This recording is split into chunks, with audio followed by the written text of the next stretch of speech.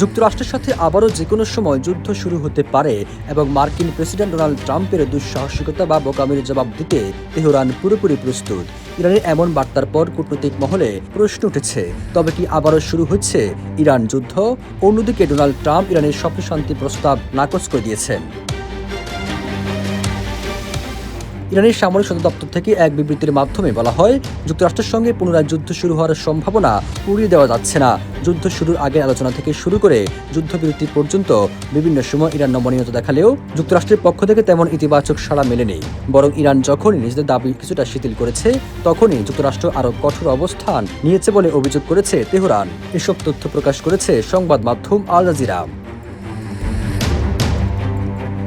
এদিকে মার্কিন president Donald Trump ইরানের স্বপ্ন শান্তি প্রস্তাব নাকচ করে দাবি করেছেন, ইরান এমন কিছু চাইছে যা তার পক্ষে মেনে নেওয়া সম্ভব নয়। তবে ইরানের মতে যুক্তরাষ্ট্র আলোচনার টেবিলে সমাধানের পথ খুঁজছে না, বরং তারা চায় ইরান নিঃশর্ত আত্মসমর্পণ করুক। কিন্তু তেহরান স্পষ্টভাবে জানিয়ে দিয়েছে যে মাথা নত করার কোনো প্রশ্নই আসে না।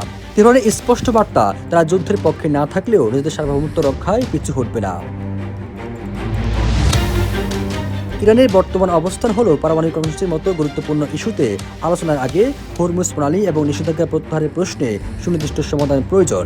আগে এসবের সমাধান হবে, তারপর পারমাণবিক সহ অন্যান্য বিষয়ে আলোচনার দিক এগিয়ে নেওয়া যাবে। সবুজ আলম, নিউজ ডেস্ক, ইত্তেফাক।